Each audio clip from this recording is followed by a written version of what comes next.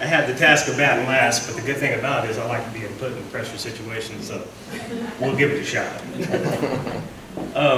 The actual 2 key points of my presentation was going to be adversity and sky's the limit. It's kind of ironic that my brother already hit on it and gave you guys an insight to how I live by every single day.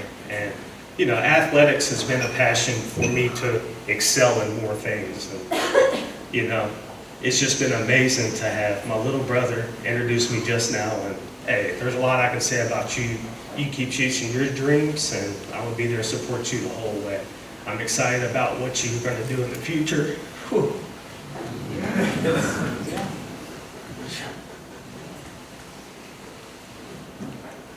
I apologize, but I'm excited. I appreciate what you just said, and it's a big word. Good stuff, man. Good stuff. Whew. Okay, thank you, Concord University administration and staff.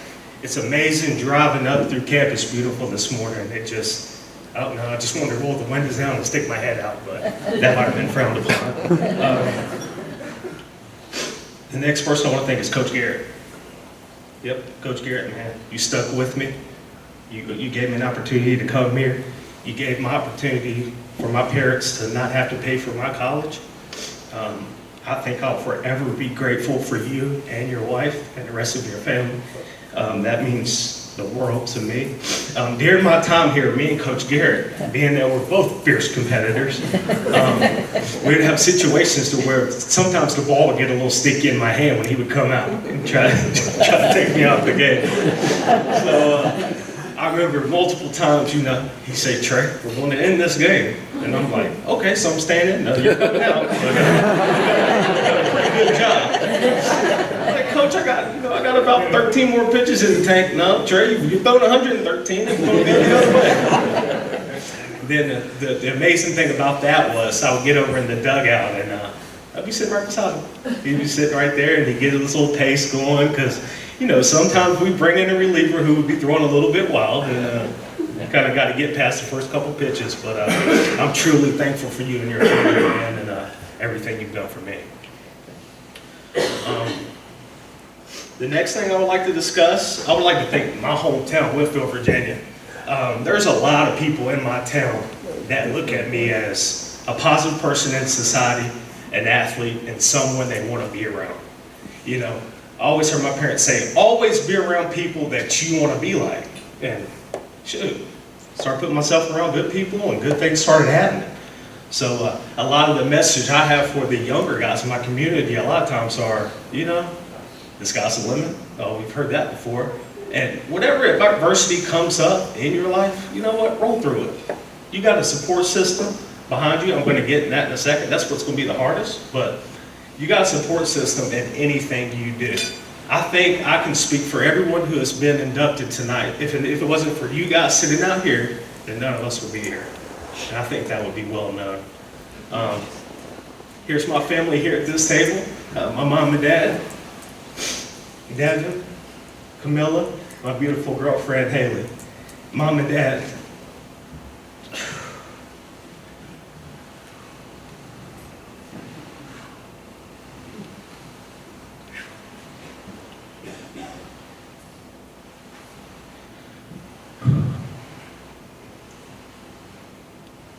You guys, man.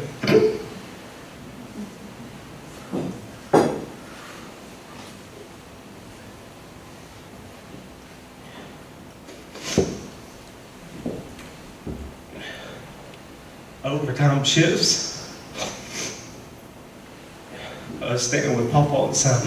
The way you guys worked and what you instilled in us is the reason I'm so passionate about what I'm saying right now. And you guys did everything that you could to put me in Devon where we are now. And tough love at times, that's what we needed. Amazing love at times, that's what we needed. But if it was not for you guys, we wouldn't be in these situations. I remember the times, Mom, of you wanted the sports aspect of being the academic success. So I remember math, basketball. I remember spelling basketball. 5 and 7 years old, shooting for a trash can, and if you spell the word right, you get to make it. So I had a good advantage on Devin because I'm 2 years older. She would always, he would get cow and I would get, a lot longer word, and I'd be like, Mom, why are you giving him all the easy ones?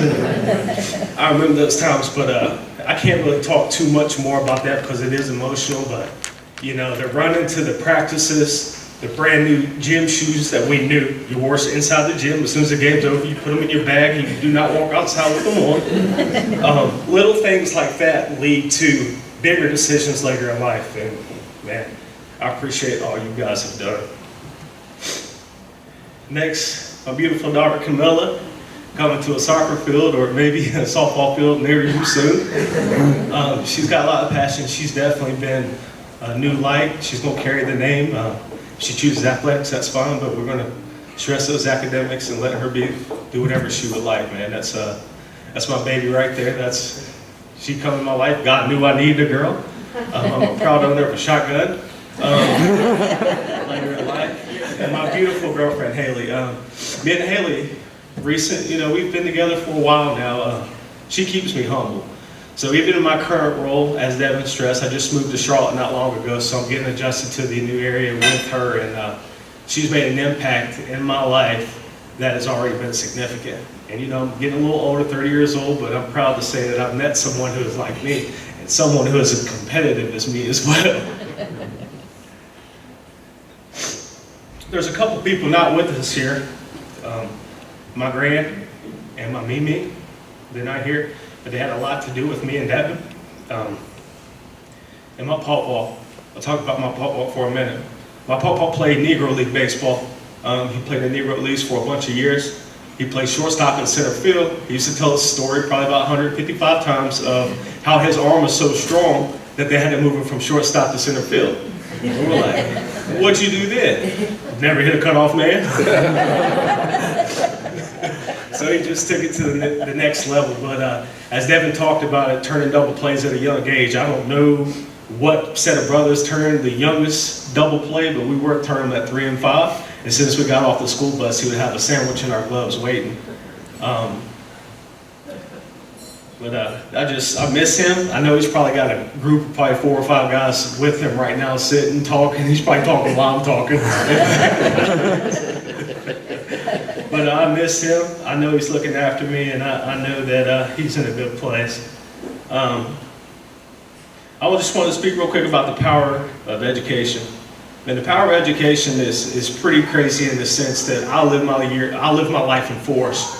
And the way I live my life in force, if you think about it, you're born at 4 years old, you're 0 to 4 years old, you go to the first set of daycare, the first set of structure.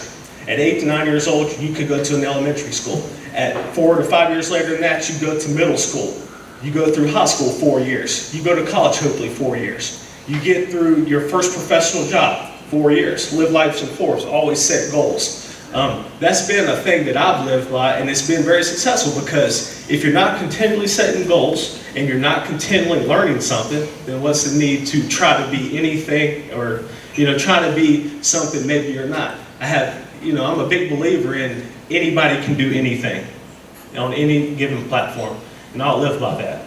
And I just want to say that education is the key for me to be here right now.